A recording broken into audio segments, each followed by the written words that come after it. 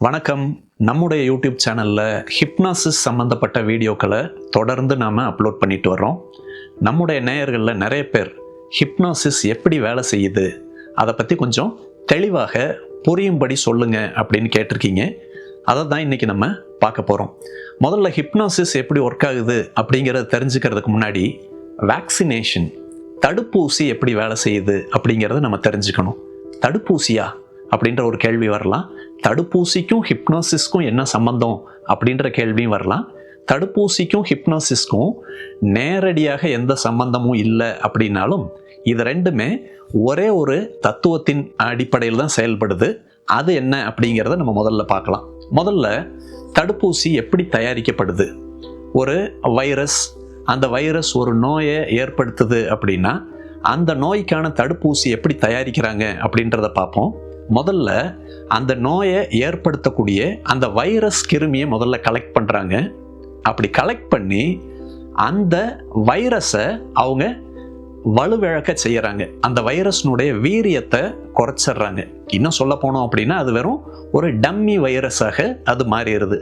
அந்த டம்மி வைரஸை வச்சு தான் அவங்க அந்த தடுப்பூசி மருந்தை தயாரிக்கிறாங்க.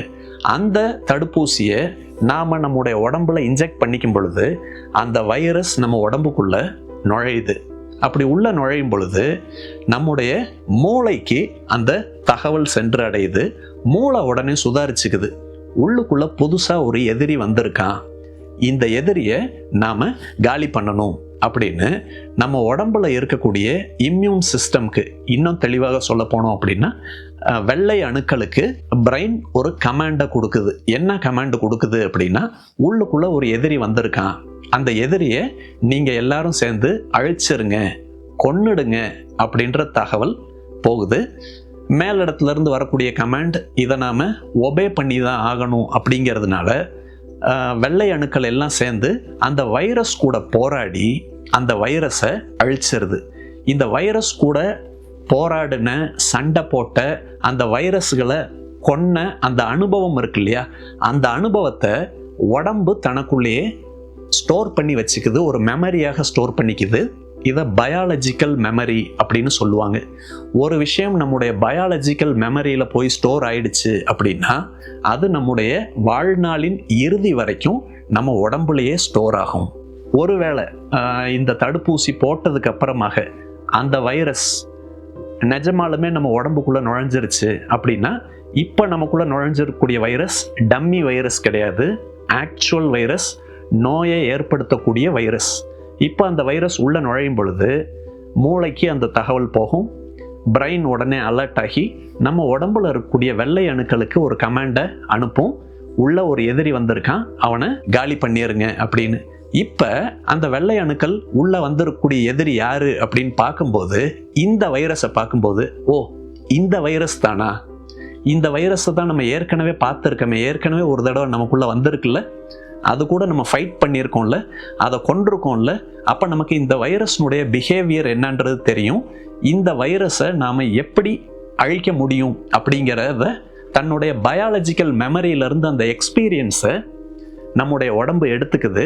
அதனால இந்த தடவை வெள்ளை அணுக்கள் அந்த வைரஸ் கூட ரொம்ப ஈஸியாக ஃபைட் பண்ணி, ஏன்னா அதுக்கு அந்த பேட்டர்ன் தெரிஞ்சிருச்சு, ப்ரெடிக்டபிலிட்டி அப்படிங்கிறது வந்துருச்சு, அதனால ஈஸியாக ஃபைட் பண்ணி அந்த வைரஸை காலி பண்ணிடுது. இந்த தத்துவத்தின் அடிப்படையில் தான் தடுப்பூசி அப்படிங்கிறது வேலை செய்யுது. இப்போ நம்ம ஹிப்னாசிஸ்க்கு வருவோம். ஹிப்னாசிஸில் நம்ம என்ன பண்ணுறோம் அப்படின்னா, ஒருத்தருக்கு கான்ஃபிடென்ட்டாக பேச முடியல, ஃபியர் ஆஃப் பப்ளிக் ஸ்பீக்கிங் இருக்குது அப்படின்னா அந்த பயத்தை போக்குறதுக்கு அவரை நாம் அந்த அறிதுயில் நிலைன்னு சொல்லக்கூடிய ஹிப்னாட்டிக் ட்ரான்ஸுக்கு அழைச்சிட்டு போய் ஹிப்னாட்டிக் சஜஷன்ஸ் கொடுக்குறோம்.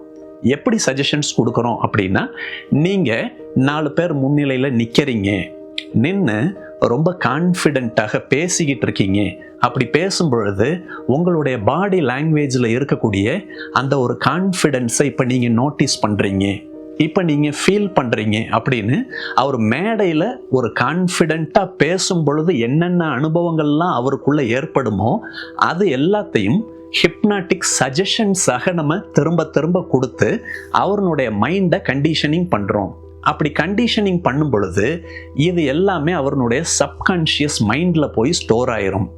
அதுக்கு அடுத்தபடியாக அவருக்கு நிஜமாலுமே 4 பேர் முன்னிலையில் ஒரு மேடையில் நின்று பேசக்கூடிய அனுபவம், ஒரு வாய்ப்பு அப்படிங்கிறது வரும்பொழுது நம்ம தான் இந்த விஷயங்கள் எல்லாத்தையுமே ஏற்கனவே செஞ்சிருக்கமே அப்படிங்கிற மாதிரியான ஒரு ஃபீல் அவருடைய சப்கான்ஷியஸ் மைண்டில் இருந்து வரும். அந்த ஃபீல் அவருடைய அந்த மேடை பேச்சை ரொம்ப ஈஸியாக, எஃபர்ட்லெஸ்ஸாக கொண்டுட்டு போகும். நான் இந்த ஃபியர் ஆஃப் பப்ளிக் ஸ்பீக்கிங்க்கு ஹிப்னோசிஸ் எப்படி உதவுது அப்படின்ற ஒரு விஷயத்த சொன்னேன். இந்த மாதிரி உங்களுடைய ஆழ் மனசில் இருக்கக்கூடிய பிஹேவியர்ஸ் எதுவாக இருந்தாலும் அதை ரீப்ரோக்ராமிங் பண்ணுறதுக்கு, கண்டிஷனிங் பண்ணுறதுக்கு ஹிப்னோசிஸ் அப்படிங்கிறது உதவும். சரிங்க சார், நீங்கள் சொல்கிறத மைண்ட் விஷுவலைஸ் பண்ணுது அப்படின்னு சொல்கிறீங்க, அந்த சஜஷன்ஸ் எல்லாத்தையும் விஷுவலைஸ் பண்ணுது அப்படின்னு நீங்கள் சொல்கிறீங்க. ஆனால் அதெல்லாம் ரியல் கிடையாதே. நான் ஸ்டேஜ்லேயே பேசலை, ஸ்டேஜில் போய் பேசுகிற மாதிரி நான் இமேஜின் தானே பண்ணுறேன். அந்த இமேஜினேஷன் எப்படி ரியாலிட்டி கூட மேட்ச் ஆகும் அப்படின்னு நீங்கள் கேட்கலாம். நம்முடைய கான்ஷியஸ் மைண்ட், அதாவது வெளி மனசுக்கு தான் எது இமேஜினேஷன் எது ரியாலிட்டி அப்படிங்கிற வித்தியாசம் தெரியும். ஆனால் அந்த ஆழ் மனசு இருக்கு பாருங்க, சப்கான்ஷியஸ் மைண்ட், அதுக்கு இமேஜினேஷனுக்கும் ரியாலிட்டிக்கும் இடையில எந்த வித்தியாசமும் தெரியாது. நம்முடைய அன்றாட வாழ்க்கையிலேயே பல இடங்கள்ல நாம நம்மளை அறியாமலே ஹிப்னடைஸ் ஆகிறோம். ஒரு சினிமா பார்க்குறோம் அப்படின்னா அந்த சினிமாவில் ஒரு 2.5 மணி நேரம் நாம் ஹிப்னடைஸ் தான் ஆகிறோம். அந்த நேரத்தில் நம்முடைய லாஜிக் எல்லாத்தையும் ஒதுக்கி வச்சிடறோம். ஏன்னா லாஜிக் நம்முடைய கான்ஷியஸ் மைண்டில் இருக்குது. சப்கான்ஷியஸ் மைண்டில் இருக்கக்கூடிய எமோஷன் கூடயும் இமேஜினேஷன் கூடயும் தான் நம்ம கனெக்ட் ஆகிறோம். அதனால தான் பாருங்கள், ஒரு காமெடி சீன் வரும் பொழுது அந்த காமெடி நம்ம வாழ்க்கையில் நடக்கலை, அது இமேஜினேஷன் தான், அது ஒரு ஸ்டோரி தான் அப்படின்னு தெரிஞ்சாலும் நாம் சிரிக்கிறோம், என்ஜாய் பண்ணுறோம். ஒரு சோகமான சீன் வருது, அந்த சோகம் நம்ம வாழ்க்கையில் நடக்கலை, ஈவன் அதை நடிச்சுக்கிட்டு இருக்கக்கூடிய அந்த ஆக்டர் வாழ்க்கையிலையும் நடக்கலை. அவர் அது சோகம், அந்த சோகமான சீனை நடித்து தான் காமிச்சிட்டு இருக்காரு. ஸ்கிரிப்டில் அவருக்கு என்ன இருக்கோ அதை நடித்து தான் காமிச்சிட்டு இருக்காரு. ஆனால் அது நடிப்புன்னு தெரிஞ்சாலுமே அதை பார்க்கும் பொழுது, அந்த சோகமான சீனை நம்ம பார்க்கும் பொழுது நமக்கே ஒரு மாதிரி எமோஷனல் ஆகுது. இன்னும் சொல்ல போனோம் அப்படின்னா ஃபைட் சீன் அதெல்லாம் பார்க்கும் பொழுது நிறைய பேருக்கு அப்படியே ஒரு மாதிரி சார்ஜ் ஆயிடுவாங்க, நரம்பெல்லாம் முறுக்கேறிடும், அவங்களே ஃபைட் பண்ணுற மாதிரி ஒரு ஃபீல் அப்படிங்கிறது வரும். ஸோ இந்த மாதிரி நம்ம அன்றாட வாழ்க்கையில் பல இடங்களில் ஹிப்னடைஸ் ஆகிக்கிட்டு தான் இருக்கும். அதனால ஒருத்தரை ஹிப்னடைஸ் பண்ணும் பொழுது நாம் கொடுக்கக்கூடிய சஜஷன்ஸ் எல்லாமே அது அந்த நேரத்தில் நடக்கலை அப்படின்னாலும், ஒருத்தர் நிஜமாலுமே அந்த நேரத்தில் பப்ளிக் ஸ்பீக்கிங் ஒரு லெக்சர் ஒன்றும் டெலிவர் பண்ணலை, நம்ம சொல்லக்கூடிய சஜஷன்ஸை கேட்டுக்கிட்டு தான் இருக்காரு அப்படின்னாலும், அந்த லெக்சரை அவர் கான்ஃபிடென்ட்டாக டெலிவர் பண்ணும் பொழுது அவருக்கு உள்ள என்ன உணர்வு ஏற்படுமோ அதே உணர்வு நிச்சயமாக ஏற்படும். அந்த உணர்வை தொடர்ந்து அதிகப்படுத்த அது அவருடைய சப்கான்ஷியஸ் மெமரியில் போய் ஸ்டோர் ஆகும். அந்த சப்கான்ஷியஸ் மெமரி தான் அவரை நல்லா பெர்ஃபார்ம் பண்ண வைக்கும். இந்த ஒரு சிம்பிளான, ஈஸியாக எல்லாருக்கும் புரிஞ்சுக்கக்கூடிய ஒரு எக்ஸாம்பிள் மூலமாக, தடுப்பூசி எக்ஸாம்பிள் மூலமாக உங்களுக்கு ஹிப்னோசிஸை பற்றி நான் சொல்லியிருக்கேன். இது நிச்சயமாக உங்களுக்கு பலன் அளிக்கக்கூடியதாக இருக்கும் அப்படின்னு நான் நம்புகிறேன். மீண்டும் அடுத்த ஒரு வீடியோவில் சந்திப்போம். முக்கியமாக ஒரே ஒரு விஷயம், நம்முடைய எல்லா வீடியோலையும் நான் சொல்கிறது, யாரெல்லாம் எஸ்எஸ்எல்சி கம்ப்ளீட் பண்ணாமல் இருக்கீங்களோ அவங்க உடனடியாக எஸ்எஸ்எல்சியை கம்ப்ளீட் பண்ணிடுங்க. இந்த இடத்துல நாம் சொல்லக்கூடிய எஸ்எஸ்எல்சி அப்படிங்கிறது subscribe, share, like and comment. யாரெல்லாம் பண்ணலையோ உடனே கம்ப்ளீட் பண்ணிடுங்க. நன்றி, வணக்கம்.